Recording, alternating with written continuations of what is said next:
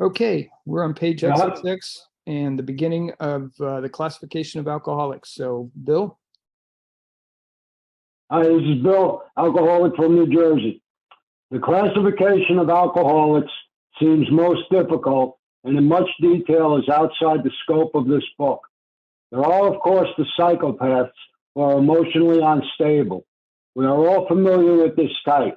They are always going on the wagon for keeps. They are over remorseful and make many resolutions, but never a decision. There is the type of man who is unwilling to admit that he cannot take a drink.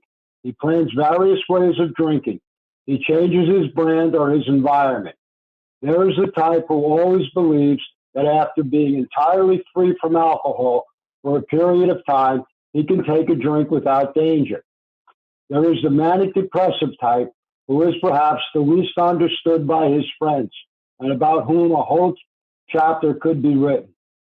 Then there are types entirely normal in every respect, except in the effect alcohol has upon them. They are often able, intelligent, and friendly people.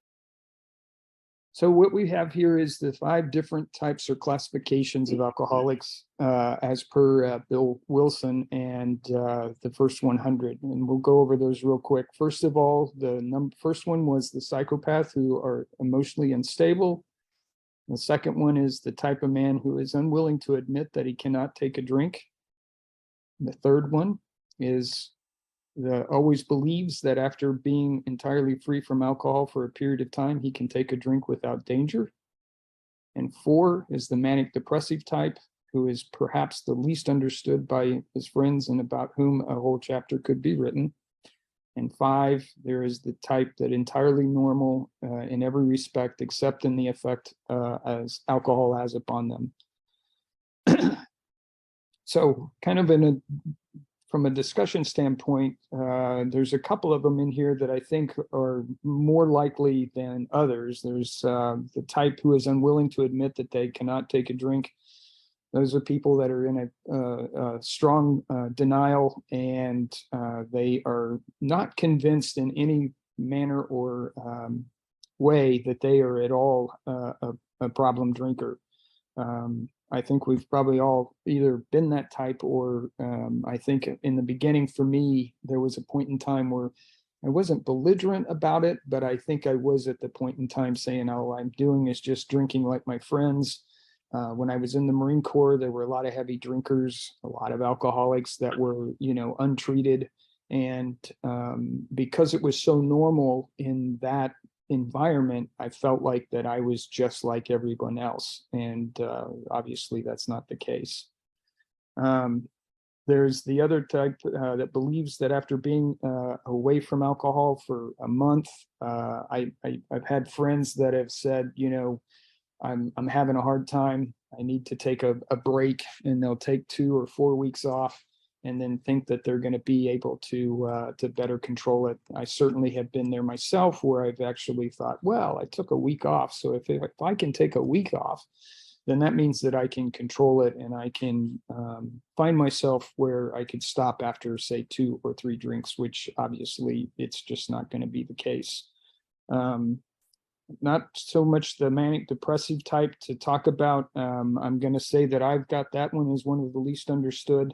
But I would guess that this is a person that is drinking to forget, to overcome their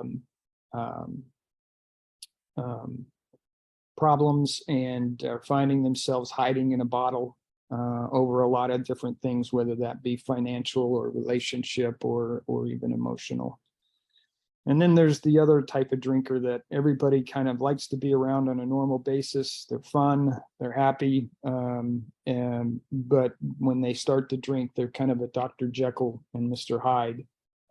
So with that, this is one of those people that's probably a little bit of the mix of that they're unwilling to probably admit that they cannot take a drink. They probably don't think about it much. They're probably also the one that the other people know that they're having problems drinking before they know it. So those different classifications, I think that there's some gray area in there where there's kind of a mix from one to the other. But nonetheless, that can basically cover what most alcoholics look like. Bill? Okay, next paragraph. All these and many others have one symptom in common. They cannot start drinking without developing the phenomenon of cravings. This phenomenon, as we have suggested, may be the manifestation of an allergy, which differentiates these people and sets them apart as a distinct entity. It has never been, by any treatment with which we are familiar, permanently eradicated. The only relief we have to suggest is entire abstinence. Okay, so I'm going to start at the end of this particular paragraph. We're talking about entire abstinence, and that is a hard pill to swallow. I would just say that most that are having issues and challenges with drinking can't imagine themselves as not being around alcohol and drinking, or even having alcohol. So this is a big hurdle. It's one that requires this spiritual experience and this kind of psychic change to go through in order to have the inner strength that's necessary in order to come to terms with that. But I guess I want to say is that there's really not a program of moderation. I think that there's some people out there that says, well, you can start doing, you can moderate your drinking and somehow you're going to be okay. Well, if you go back up into the beginning of this paragraph without developing the phenomenon of craving, meaning that once we take that first drink, we've triggered the allergy, and that allergy causes or requires us to want and drink more.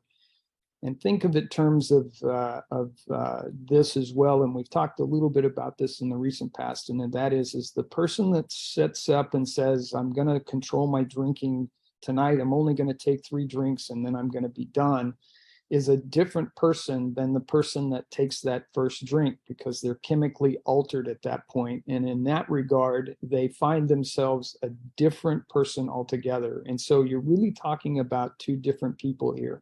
One that hasn't had the drink, so they haven't triggered the allergy, and 2, now the chemically altered person that has taken that drink, triggered that allergy, and then as a result, they find themselves unable to stop at that 3rd drink as they had originally planned. So it's a big thing right here. We really are trying to describe what we mean by this allergy, and being in a situation where we've got entire abstinence is certainly an important one. Bill? Okay, well, what this doctor here is trying to say is, if you're an alcoholic, you cannot drink without developing the phenomenon of cravings. That was Dr. Silkworth's criteria for being an alcoholic. Whether you're one of those 5 types or not, it makes no difference. If you're an alcoholic, as soon as you take a drink, that's going to trigger the phenomenon of cravings. You want to say it makes you thirstier, it makes you want to drink more. That only happens to us. It doesn't happen to the normal, average social drinker. They take a drink and they don't want more. We take a drink and we want more. And that's basically his criteria for being an alcoholic. Okay, the last paragraph on this page. This immediately precipitates us into a seething cauldron of debate. Much has been written, pro and con, but among physicians, the general opinion seems to be that most chronic alcoholics are doomed. What is the solution? Perhaps I can best answer this by relating one of my experiences. Want me to keep going? Yep, we'll go ahead and keep going here, Bill. Okay. About 1 year prior to this experience, a man was brought in to be treated for chronic alcoholism. He had but partially recovered from a gastric hemorrhage and seemed to be a case of pathological mental deterioration. He had lost everything worthwhile in life and was only living, one might say, to drink. He frankly admitted and believed that for him there was no hope. Following the elimination of alcohol, there was found to be no permanent brain injury. He accepted the plan outlined in this book. 1 year later, he called to see me, and I experienced a very strange sensation. I knew the man by name and partially recognized his features, but there all resemblance ended. From a trembling, despairing, nervous wreck had emerged a man brimming over with self-reliance and contentment. I talked with him for some time, but I was not able to bring myself to feel that I had known him before. To me, he was a stranger, and so he left me. A long time has passed with no return to alcohol. Okay, so a couple of things that's back to the first paragraph that we read. The immediate precipitates us into a seething cauldron of debate, and certainly there has been a lot of debate. There are people that just can't accept our program of recovery and feel like that if there is no ability to either medically or physically stop drinking through modern medicine as well as physical therapy, that this ability for us to find that inner strength and have that psychic change and spiritual experience is impossible. But I'm here to tell you, and I say this in all seriousness, that the general opinion seems to be that our kind and our type are most chronic alcoholics are actually doomed. And what they mean by that is that you're going to die an alcoholic death if you don't get this. And I think that that's an important point to make because of the seriousness of what we're talking about. And the solution, it's the plan that's outlined in this book. What we're talking about here is that solution, and what Bill does here and Dr. Silkworth is to describe a couple of folks that we're talking about right now. And in this case, we are talking about Hank Parkhurst, who is one of the first few people that got sober. And he's also one of the most influential and pivotal people that we had in the beginning of AA as well. And I'll let Bill talk just a little bit about that. So I'll turn it back over to him. Bill? Yeah, hi, this is Bill again. This guy, Hank Parkhurst, he was one of the most important people that had to do with getting this book put together. He was in the town's hospital, and Bill Wilson was going back to the town's hospital to try to talk to people there because he realized that was keeping him sober. And he found Hank Parkhurst in the hospital, in the town's hospital, in September of 1935. And he talked to Hank and told him what Bill did, and he was able to help Hank get sober and stay sober. And Hank started a business in Newark, New Jersey, and Bill invested in the business, and they were both hanging out down in Newark, New Jersey at this office, and that's where most of the big book was written. And they used the secretary there, Ruth Hawk. She typed up the whole big book, the original draft and the first manuscript and all of that kind of stuff. And he got the whole book put together, and Hank was instrumental in getting the book published. Bill wrote the book, but Hank's the guy that did all the business end of it and got it printed and published. Without Hank, we wouldn't have a book. So Hank was a very, very important guy in the beginning of AA. Unfortunately, he wound up going back out and drinking and then disappeared from the AA scene. But his story is in the first edition. It's called The Unbeliever. And if you haven't read it, it's something interesting to read. And if you don't have a first edition or a copy of a first edition, there's a book out called Experience, Strength, and Hope that has all the stories that were removed from the first, second, and third edition. So you can find his story if you're looking for it. That's all I got on that. Oh, okay, Bill. We'll just keep going. Just as a sidebar note, just think in terms of this and the process that they were going through during the time is that these individuals were presented with this program, and then if they accepted it, and that's a big word, accepted, and then went through the entire process of working the program, that's when they saw the results that we see today and back then as well, and that is a recovered alcoholic. So just kind of as a point of reference here. Bill? Okay, the next paragraph will be the third paragraph on page XXXI. When I needed a mental uplift, I often think of another case brought in by a physician prominent in New York. The patient had made his own diagnosis and decided his situation hopeless, had hidden in a deserted barn determined to die. He was rescued by a searching party and in desperate condition brought to me. Following his physical rehabilitation, he had a talk with me in which he frankly stated he thought that treatment was a waste of effort unless I could assure him, which no one ever had, that in the future he would have the willpower to resist the impulse to drink. Okay, so who we're talking about here is Fitz Mayo. His story is on page 208 of the big book. It's Our Southern Friend. And he does, well, we'll go ahead and continue with this story because it's, we'll finish that up and then we'll have Bill talk about him for just a minute. So Bill, go ahead and just keep going. His alcoholic problem was so complex and his depression so great that we felt his only hope would be through what we then called moral psychology. And we doubted if even that would have any effect. However, he did become sold on the ideas contained in this book. He has not had a drink for a great many years.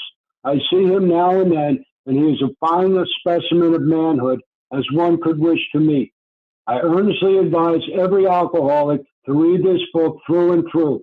Perhaps he came to scoff. He may remain to pray. William D. Silkworth, M.D. Thank you, Bill. What I wanted to talk about a little bit here is the alcoholic problem was so complex and his depression so great that we felt the only hope would be through what we called the moral psychology, and we doubted that even if that would have an effect. This is part of what he was going through.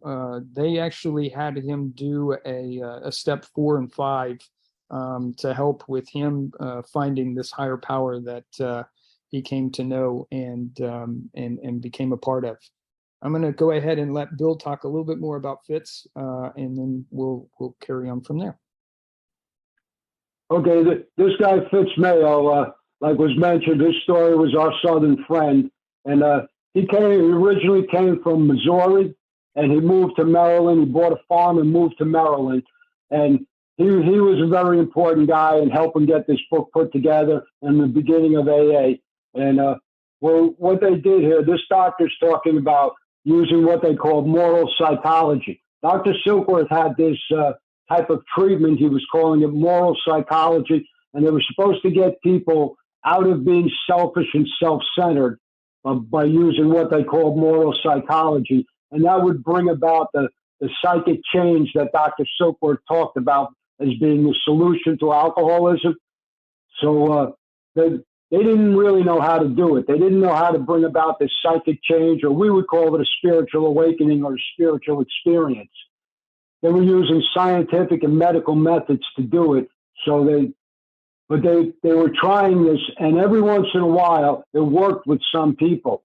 And what Dr. Silkworth was able to put together from dealing with these people, the alcoholics that weren't as selfish and self-centered had a tendency of being able to stay sober a lot easier than the alcoholics that were more selfish and self-centered. So he was putting 2 and 2 together, and he realized that something had to change in our mind, and he called it a psychic change. He understood that. He knew kind of what the solution was. He just didn't know how to get there because he was using the wrong type of, he wasn't using spiritual methods to get there. He was using scientific methods and medical methods. And as we know, the spiritual way works a lot better than the scientific or the medical way. And again, this guy was a very important guy, Fitz Mayo. He helped get a lot of the beginning of AA started. And his story is, he's at the end of We Agnostics. That's the guy that rolled out of bed to his knees and said, "Who are you to say there is no God?" So he's got a real good story, and he's a very important person in the beginning of AA. Okay, that's all I got on this. Thanks for letting me share that. You bet, Bill. Thank you for doing that. And just to let everybody know, real quick, Bill has his own big book study that he does on Friday, and I just put his information in the chat.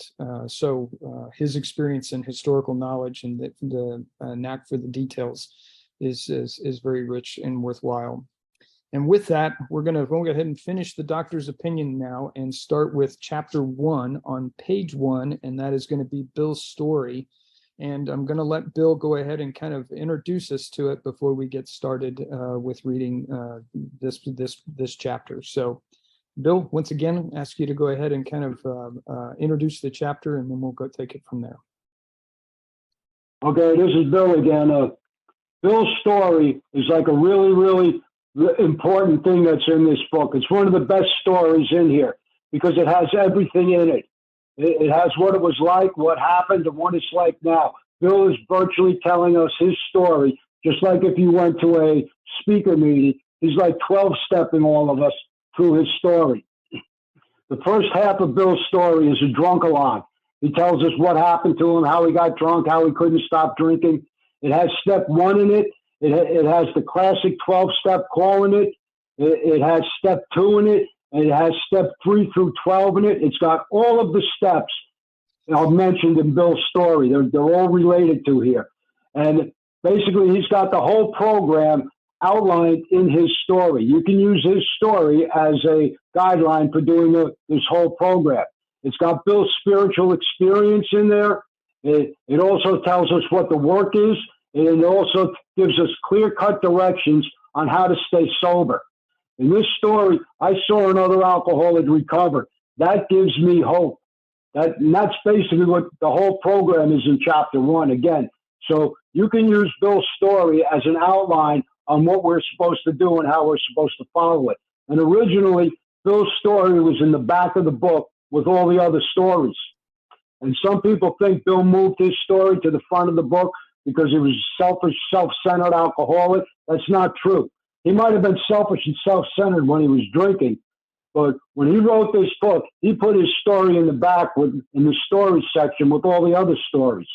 And the editor of the book, a guy named Tom Uzel, he was a professional editor.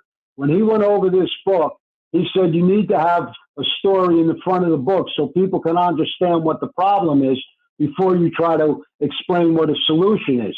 You can't give people a solution until they understand the problem. So he moved Bill's story to the front of the book. Bill didn't do that. So that's how Bill's story got to be the first story as chapter 1. And because without a problem, a solution is virtually useless.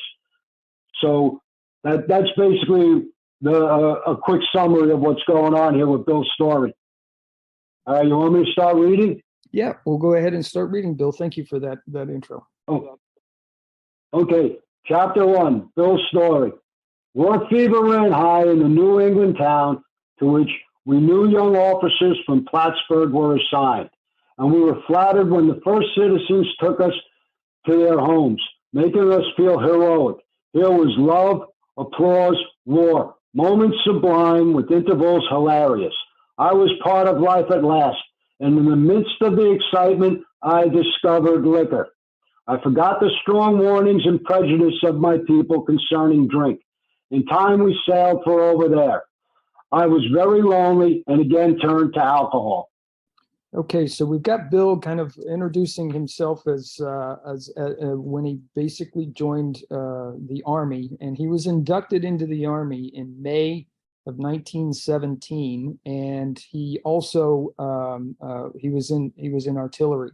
So that was one of the things that was getting started here. I think an interesting note is that when he says he discovered liquor, what he basically discovered is what's known as the Bronx cocktail, which is a martini with orange juice. And I know that when he discovered this, everything changed for him. He felt like it was that social lubricant, as we call it, and he was able to open up. He was more comfortable around people.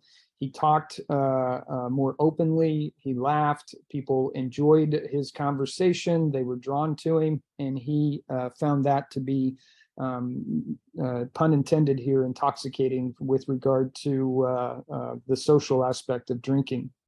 And another thing I wanted to note here, as far as a timeline for what's going on, is that on January 24th of 1918, Bill married Lois before he left for Europe. And this is going to be something that we, just as in a sidebar, that's happening in his life at this point in time. And I'll turn it over to Bill from there. Okay, this is Bill again.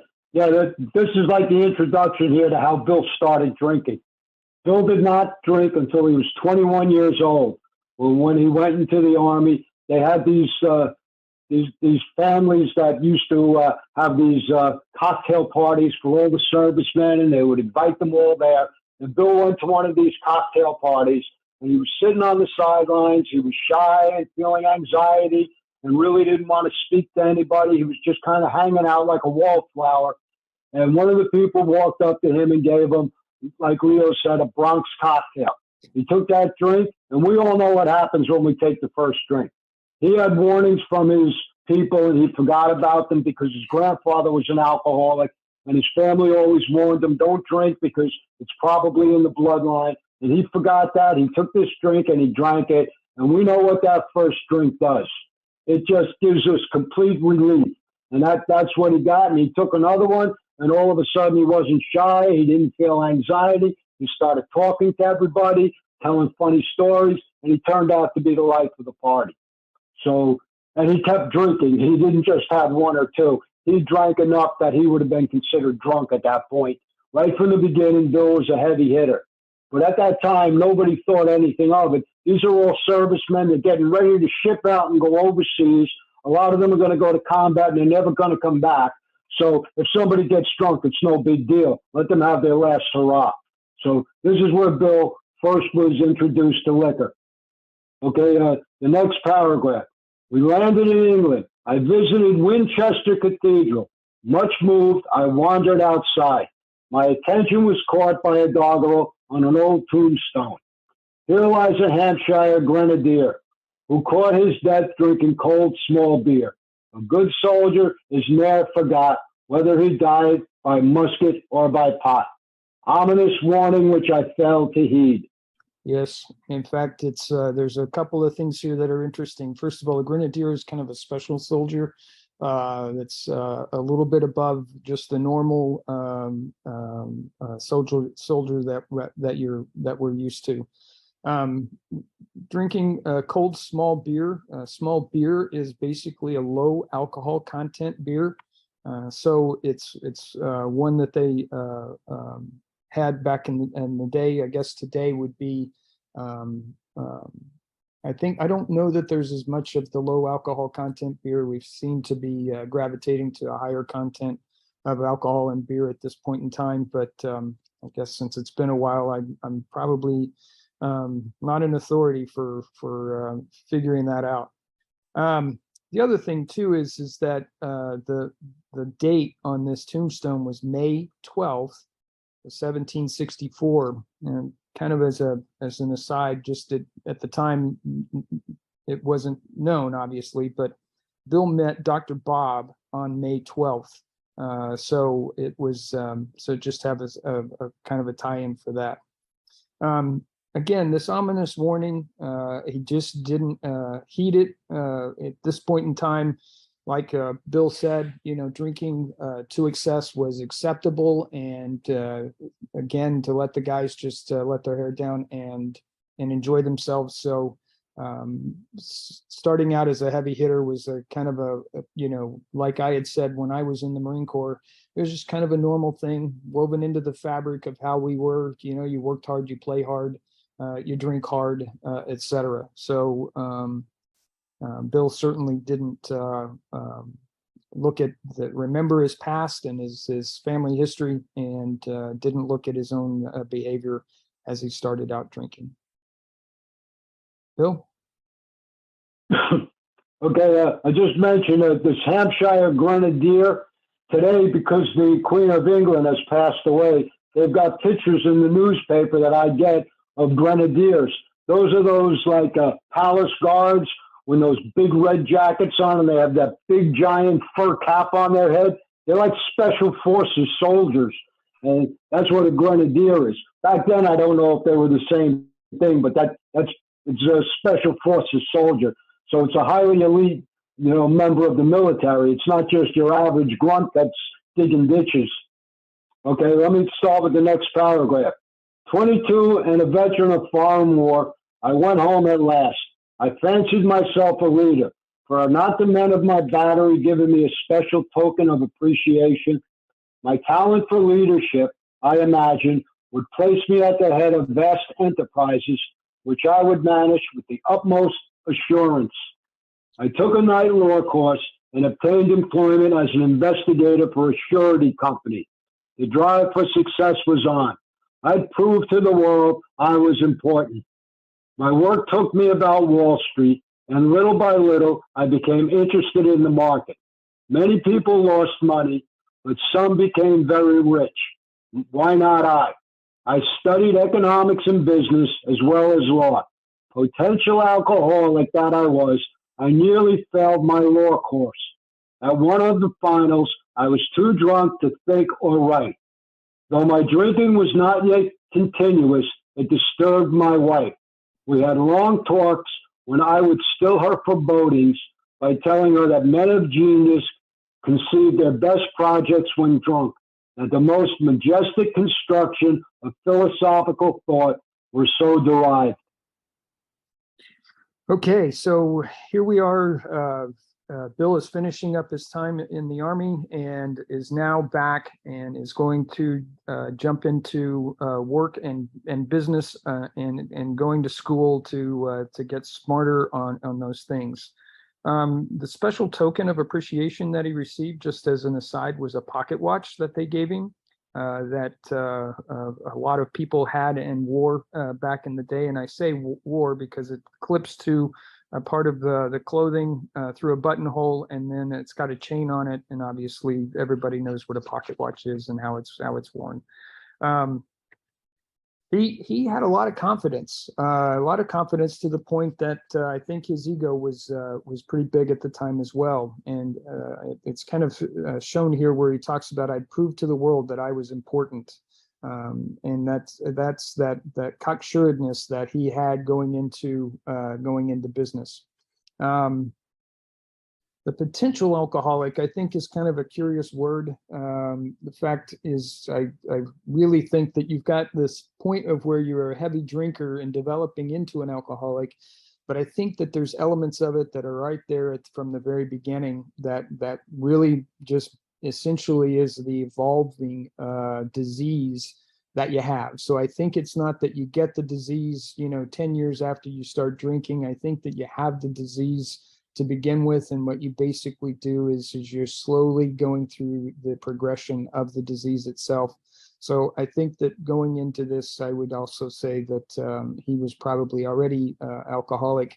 It just hadn't developed fully into the point where he was getting, where he was losing control and blacking out, etc. He nearly failed his law course. This was at the Brooklyn Law School, and basically was too drunk to take one of his finals, though he did, in fact, pass and went on from there. This talking to his wife and having long talks with still her forebodings was, he was rationalizing it, talking about how men of genius conceive their best projects when drunk. Essentially, he's just basically rationalizing with someone else, and he's also rationalizing with himself that drinking was okay, and that and because of that, it kind of basically sits down and says, I'm drinking, but I'm drinking for a purpose. I'm drinking because there's good things that are a result of it. And even though there are bad things that come with drinking, the good things outweigh that at that point in time. Bill? Okay, I agree with what Leo said on that, the potential alcoholic thing. I think we have this disease in us already, and it just depends on when it comes out, how fast it progresses. Some people it progresses quicker, some people it progresses slower. I don't think I caught it from somebody else. I think I had it in me. It's in my genetics. That's my belief. And you can see here some of the progression, what's going on with Bill. He's taking his law exam to complete his law course. That's a very important day in somebody's life. You go to law school and you're coming up on your final exam, and he could not stay sober that day. He could not show up for his exam without getting drunk. So this is showing you that what alcoholism does to us and where he was. And I also like the stories that he came up with to tell his wife about the geniuses and all of that. This guy had a real good line of baloney. He was talking his way through his drinking. He was very, very good at that. All right, the next paragraph on that page. By the time I had completed the course, I knew the law was not for me. The inviting maelstrom of Wall Street had me in his grip. Business and financial leaders were my heroes. Out of this alloy of drink and speculation, I commenced to forge a weapon that one day would turn in its flight like a boomerang and all but cut me to ribbons. Living modestly, my wife and I saved $1,000. It went into certain securities, then cheap and rather unpopular. I rightly imagined they would someday have great rise. I failed to persuade my broker friends to send me out looking over factories and managements. But my wife and I decided to go anyway. I had developed a theory that most people lost money in stocks through ignorance of markets. I discovered many more reasons later on. There's a few things to talk about here. I'm going to ask Bill to kind of jump in and help out with the one of the things I wanted to say when they saved $1,000, living modestly. I mean, he did have a good income coming in, and that's basically today would be something to akin to about $15,000 in today's dollars. Really what's happening here is Bill is starting to figure out, and he's got a good mind for business and for investments, and he has this idea that he decided if he was able to go out to these companies and actually observe them in certain aspects of their business, that he could decide whether or not they would be good investments going forward. Obviously, the folks in Wall Street didn't necessarily follow his idea here, but I think that the idea behind all of this is genius in regard to the fact that he had a good head on his shoulder, and he knew knew that he could look and observe a company and make some good decisions as to whether or not that you could make an investment on them. So. So that's kind of what he's getting ready to start and branch out on. And I'll go ahead and just turn it over to Bill, and we can take it from there. Yeah, like Leo said, that Bill was a very smart guy. He had a real good head on his shoulders, and he was probably the first stock speculator or stock analyst, and he came up with this idea on how to figure out which way the market was going to go. And the people didn't want to send them out doing this because they were already making money. Whether they sell stocks or buy stocks, they get a commission on it either way, so they really didn't care. And Bill said, I got a way that we can figure out which stocks are going to go up and we can make even more money. So him and his wife, Lois, went out on their own and did this. Okay, the next paragraph. We gave up our positions and off we roared on a motorcycle. The sidecar stuffed with tent, blankets, and a change of clothes, and 3 huge volumes of a financial reference service. Our friends thought a lunacy commission should be appointed. Perhaps they were right. I had some success at speculation, so we had a little money. But we once worked on a farm for a month to avoid drawing on our small capital. That was the last honest manual labor on my part for many a day. We covered the whole eastern United States in a year. At the end of it, my reports to Wall Street procured me a position there with the use of a large expense account. The exercise of an option brought in more money, leaving us with a profit of several $1,000s for that year. Okay, so couple of points here, just as interesting part of things. The motorcycle that he had was an Army surplus Harley Davidson, which were plentiful back then. And the talking about this lunacy, of course, all of his friends and colleagues thought that they were crazy for taking off like that, not working to make money necessarily, but to go out and find good companies to invest in. And I think that the other, well, not think, but the farm that he was at, that they actually worked on for a month, was the Ella Goldfoot farm, and it was in New York. Ella Goldfoot was her name. And they essentially covered the eastern seaboard. The reports that they had were incredibly valuable, and it turns out that they did what they were asking, what they thought they would do, and that is to set up some good investments for some of these companies. Bill? Okay, the next paragraph on page 3. For the next few years, fortune threw money and applause my way. I had arrived. My judgment and ideas were followed by many to the tune of paper millions. The great boom of the late 20s was seething and swelling. Drinking was taking an important and exhilarating part of my life. There was loud talk in the jazz places uptown. Everyone spent in thousands and chattered in millions. Scoffers could scoff and be damned. I made a host of fair weather friends. Okay, so first, Bill has arrived. He's finding some real success. The year's worth of research and everything is starting to pay off, and he essentially is able to have a very nice apartment in New York. And he's as it gets going here, he was going to the bars and had a lot of fair weather friends. And what we mean by fair weather friends, as we all know, is that as long as I'm paying for drinks, I've got friends. And when I stop paying for drinks, I don't have as many friends.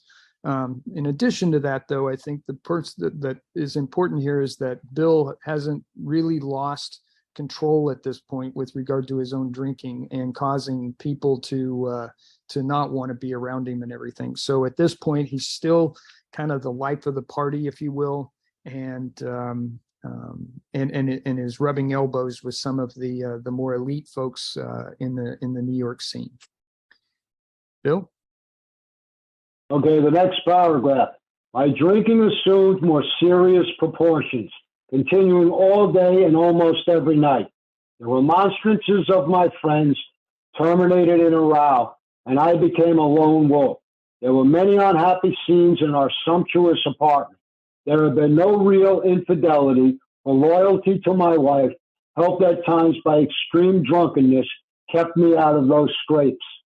Yeah, and a couple of things here is that the more serious proportions. So the drinking that Bill is experiencing at this point, as we see the progression of the disease, is not only that he's drinking more, but he's drinking often, meaning that he's drinking almost constantly, all day and almost every night. I would surmise that the reason he doesn't drink at night is because he had so much to drink during the day that he just couldn't drink that night. The remonstrance, I don't know why I can't say that word, is basically the disapproval of his friends. That means is his disapproval of his friends terminated in a row, and I became a lone wolf. This is where his friends decided that they just couldn't be around him when he was in his drunken state, and he started to drink by himself, as we all have probably been there and done that, where we actually become and just an inward drinker and wanting to be away from everybody. I know that I wanted people just to leave me alone and let me drink. And I was just as happy, probably happier, drinking by myself, because then I knew a couple of things. One is people wouldn't bother me, but two, I wouldn't bother them either. And so there was this real desire to drink alone and by myself. The apartment that he is at was at 38th and Livingston. I know Bill has a little bit more history on the apartment itself and some of the discussion around that, but there had been no real infidelity, for loyalty to my wife, helped at times by extreme drunkenness, kept me out of those scrapes. So I guess the point being is there might have been somebody that was interested in Bill, or Bill was interested in somebody else, but nonetheless, it appears that he never acted on those urges to be with anybody but Lois at the time. Although I know that there was a woman that he became close to later in life I can't quite remember her name, and I apologize. But he did essentially become interested in somebody else, but that was later in life. Bill? Okay, the woman that he became interested in later on, her name was Helen Wynn. And well, what this is talking about here, Bill was hanging out in these nightclubs and in the nightlife. That's how a lot of these people on Wall Street make all of their deals. They go hang out with people at night and they drink with them and they get them drunk so they can get them to purchase different stocks or whatever they're trying to do and sell to them. And well, like it says here, he was in his sumptuous apartment. He had an apartment at 38 Livingston Street, which is a pretty upper class community. And Bill was making enough money on Wall Street that he rented the apartment next door and knocked the wall down in between and made a double apartment for him and Lois. So this guy was doing really, really good at this point in his life. But he's getting to the point where his friends don't want to hang out with him anymore. His friends are like arguing with him, telling him, hey, Bill, why don't you quit drinking so much? You're going to mess up some of these deals and that kind of thing. And you know what happens when somebody tells us that we're to lighten up or quit drinking. We just don't like that, and we get rid of them. That's it. You ain't my friend anymore. That's basically what was going on here. All right, the next paragraph. In 1929, I contracted golf fever. We went at once to the country, my wife to applaud, while I started out to overtake Walter Hagen. Liquor caught up with me much faster than I came up behind Walter. I began to be jittery in the morning.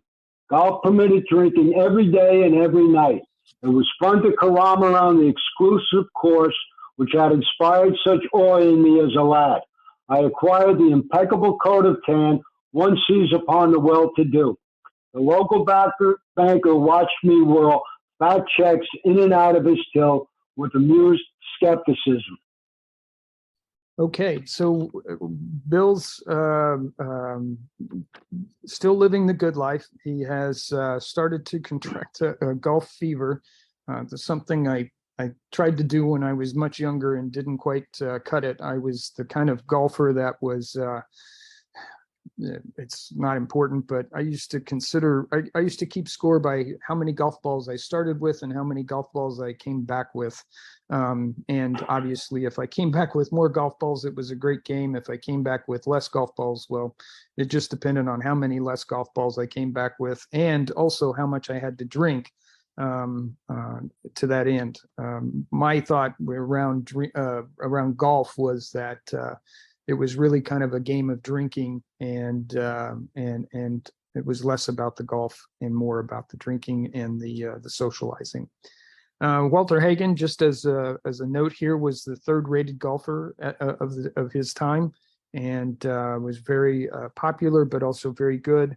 So Bill apparently was getting to be at the level of what might be considered a scratch golfer. This being jittery in the morning is going through the withdrawal symptoms that we all have experienced from time to time. I can tell you that mine was affecting me greatly. And in fact, I wasn't even recognizing that they were withdrawal symptoms. I had gone to a neurologist for this tremor that I seemed to be experiencing and was given a medication to control it, which it did. And for years, and I mean several years, I actually medicated my withdrawal symptoms. It wasn't until after I stopped drinking and spent about 8 to 9 months past my last drink that I stopped shaking so much and realized that I didn't need the medication to make it through a day. And so after going to 2 different doctors and just admitting what was happening, we came to the conclusion that I was actually medicating my own withdrawal. And so kind of an interesting thing to think about when you look at the effects of alcohol and how long it can affect you after having drink as much as we have for being alcoholics. This exclusive course that Bill was working with was at the Equinox Country Club. and it was Abraham Lincoln's son was the member that we're talking about. The local banker watched me roll fat checks in and out of his till with amused skepticism. This particular person's name was Robert Todd Lincoln. Just for some historical perspective on this. Bill? Yeah, you can see Bill's ego in this. He was caroming around this exclusive golf course. Notice he wasn't caroming around the bowling alley. He actually thought he was like on top of the world and he was more important than most people. So he went up to this exclusive golf course and that's where he was hanging out. And he was throwing these big checks in and out of the banker's till because he was making tons of money on Wall Street. All right, let's go to the next paragraph on page 4. It will be the first new paragraph. Abruptly in October of 1929, hell broke loose on the New York Stock Exchange. After one of those days of inferno, I wobbled from a hotel bar to a brokerage office. It was 8 o'clock, 5 hours after the market closed. The ticker still clattered. I was staring at an inch of tape which bore the inscription XYZ 32. It had been 52 that morning. I was finished and so were many friends. The papers reported men jumping to death from the towers of high finance. That disgusted me. I would not jump. I went back to the bar. My friends had dropped several million since 10 o'clock. So what? Tomorrow is another day. As I drank, the old fierce determination to win came back. Yeah, this is a dark time in our history. It's obviously something he's experiencing firsthand. Within just a short period of time, everybody lost a lot of money and the stock market had crashed. But what I think is important here is that Bill capitalizes high finance, and that would just let you know that Bill's higher power at the time was money. And not the higher power that we have come to know and that he later comes to know. The other thing about it, which was different about Bill, was that instead of stopping his drinking and facing the facts that things had gone south, he basically just goes back to the bar and starts drinking again. And his liquid courage, I think, is what we would call this, has rears up, and he basically has decided he's going to keep going, and he's going to come back and start to win from all of this. Bill? Yeah. Basically, this is everything fell apart on Wall Street, and like you said, Bill went back to the bar. That's what a regular alcoholic does, an active alcoholic. We go back and we get our liquid courage or whatever. And that's where Bill was at this point in his drinking. And you notice it says that men were jumping from the towers of high finance. That disgusted me. I would not jump. Bill was not anywhere near thinking about killing himself at this point. That kind of thoughts disgusted him. That's something good to keep in your mind, because you'll see later on where he gets to a point where he's almost ready to jump. All right, the next paragraph. Next morning, I telephoned a friend from Montreal. He had plenty of money left and thought I had better go to Canada. By the following spring, we were living in our accustomed style. I felt like Napoleon, returning from Elba. No St. Helena for me. The drinking caught up with me again, and my generous friend had to let me go. This time we stayed broke. He certainly did stay broke. He was fired from this job after he got it, and we're talking about the time was the Christmas of 1929 when all of this happened, and he had a friend by the name of Dick Johnson, and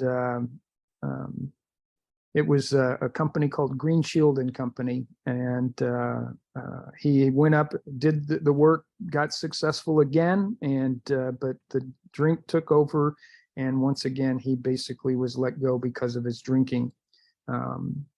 And what we'll do, and so I'm going to turn this over to Bill, and we'll finish there, Bill, if you want, and then we'll just kind of close out for today, since we're here within just a few minutes of ending the day. Okay, this here, what happened, Bill was losing all his money, and all his friends lost all their money on Wall Street. So he called up someone that he knew, a business friend up in Montreal. Like you said, his name was Dick Johnson. And he offered Bill a job because he knew Bill. Bill was a fantastic salesman, and he could really make money for whatever firm he was working for. So he went up to Canada, and he started working there. And in a very short time, he was making tons of money again, and everything was fine except for the drinking. The drinking caught up with him, and I guess he got drunk and didn't show up for work or whatever happened, and the guy had to let him go. Let him go, that means you got fired when you get let go. So Bill he tried to make a comeback, and he was doing good at it until the liquor caught up with him. So you can see the progression here in Bill's drinking. It's getting worse and worse and worse. When he was on Wall Street, even though he was drinking more than he should have been, it wasn't affecting his work. Now it's at the point where it's affecting his work. Okay, that's all I got. Thanks a lot for letting me share today. Thank you, Bill, and thanks everybody for being here and putting up with us for another hour. That's great. I enjoy the company and hope that everybody gets something out of it. So with that, Bill, will you lead us in the Serenity Prayer? Okay, the Serenity Prayer. God, grant me the serenity to accept the things I cannot change, courage to change the things I can, and wisdom to know the difference. Awesome. Thanks, everybody.